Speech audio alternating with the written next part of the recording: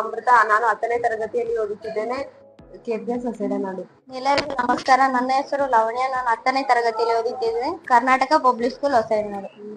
10ನೇ ತರಗತಿಯ ಅಧ್ಯಯನ 1 ರಾಸಾಯನಿಕ ಕ್ರಿಯೆಗಳು ಮತ್ತು ಸಮೀಕರಣದಲ್ಲಿ ಚಟುವಟಿಕೆ 1.2ರಲ್ಲಿ ಪ್ರಕ್ಷೇಪಣ ಎಂಬ ಪ್ರಯೋಗವನ್ನು ನಾವು ಈಗ ಮಾಡುತ್ತಿದ್ದೇವೆ. ಇದು ಪ್ರಕ್ಷೇಪಣ ಪ್ರಯೋಗಕ್ಕೆ ಬೇಕಾಗುವ ಸಾಮಗ್ರಿಗಳು: nitric, spatula, test tube stand, potassium iodide, ಗಾಜಿನ ದಂಡ, ನೀರು. ನಾವೀಗ ಒಂದು ಟೆಸ್ಟ್ ಟ್ಯೂಬ್ ಅನ್ನು ತಗೊಂತಿದೀವಿ. ಅದಕ್ಕೆ ಸ್ವಲ್ಪ ಮಟ್ಟಿನದಾಗಿ ನೀರು ಹಾಕೊಳ್ಬೇಕು.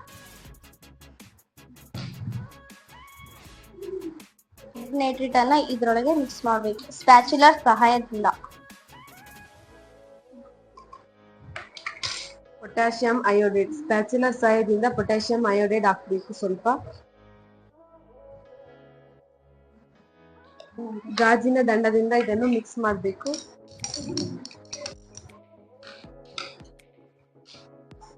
ಇವೆರಡನ್ನ ಮಿಕ್ಸ್ ಮಾಡಬೇಕು. ಈ ನೀರು ಹಳದಿ ಬಣ್ಣಕ್ಕೆ ಬರುತ್ತದೆ. ಧನ್ಯವಾದಗಳು.